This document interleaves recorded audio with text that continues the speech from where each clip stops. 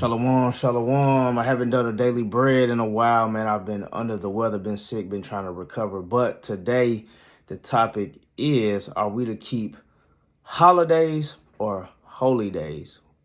Because it's that season, it's that time where most of the world is keeping the holidays, pagan holidays. But biblically, righteously, we have days that we are to keep according to the scriptures. So those feast days are found in the book of Leviticus, chapter 23. But I'm not going to read the whole thing, but you can go to Leviticus chapter 23. Verse 3 talks about the Sabbath day, keeping the Sabbath day. Verses 4 through 8, Passover or unleavened bread. Verses 9 through 14 is going to be the Feast of First Fruits we are to keep. Verses 15 through 22 would be the Feast of Weeks.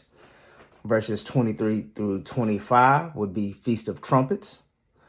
Verses 26 through 32 talk about the Day of Atonement, the day we are to fast for our transgressions. Verses 33 through 34, the Feast of Booths or the Feast of Tabernacles. I think it's also called Feast of Ingathering, or it's another one that's called Ingathering. But so those are the feasts we are to keep, and those are the verses that explains it. Also, Christ is and kept the Passover. That's in the book of Matthew, chapter 26. And you can also read about him being a Passover in the book of 1 Corinthians chapter 5. So another thing outside of it being written in the book of Leviticus, another feast day that our Messiah kept was the Feast of Dedication, right? And that's in John. Let's go to John real quick. I'll read a little bit of this. Excuse me. Still recovering, y'all.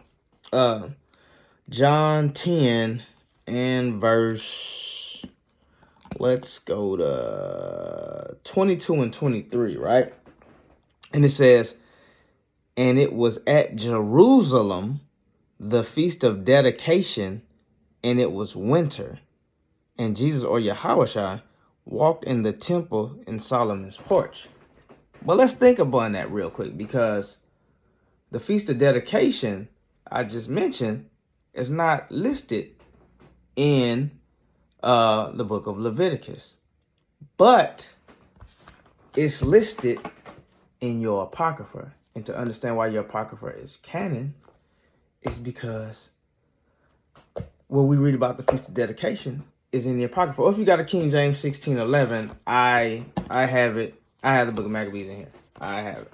I don't know if you guys can see that, but it's in your King James 1611, and you can read about the Feast of Dedication, or we dedicating the temple back to rededicating the temple back during that time period of the Maccabees fighting against the Roman Greco Empire at that time, which is what the Protestant Reformation took out, which is in your Apocrypha or your King James 1611.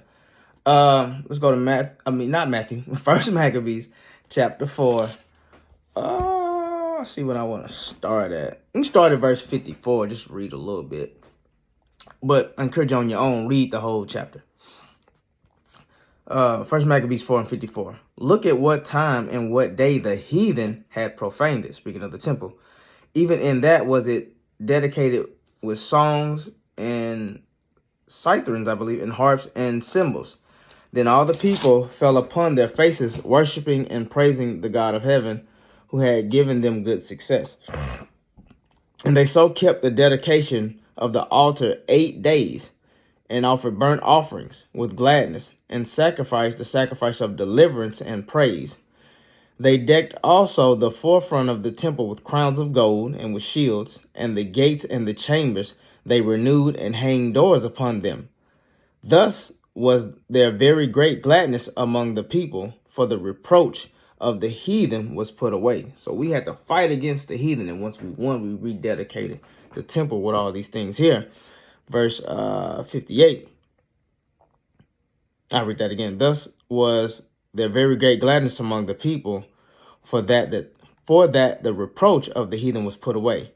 Verse 59. Moreover, Judas and his brethren with the whole congregation of Israel, so the whole nation of Israel, ordained that the days of the dedication of the altar should be kept in their season from year to year by the space of 8 days, from the 25th day of the month of Keslu, with myrrh and gladness. So similar to another feast day that we had for about 8 days, right? And so this was dedicated in that sense. But the one who we say we follow, being true Christians or followers of this word, Christ kept feast of dedication.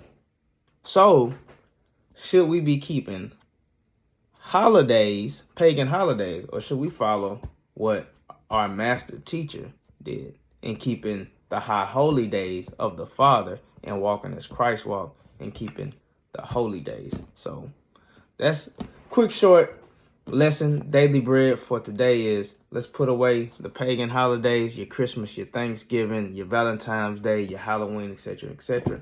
And let's be real followers of Christ, the Messiah, and keep the holy days. Shalom.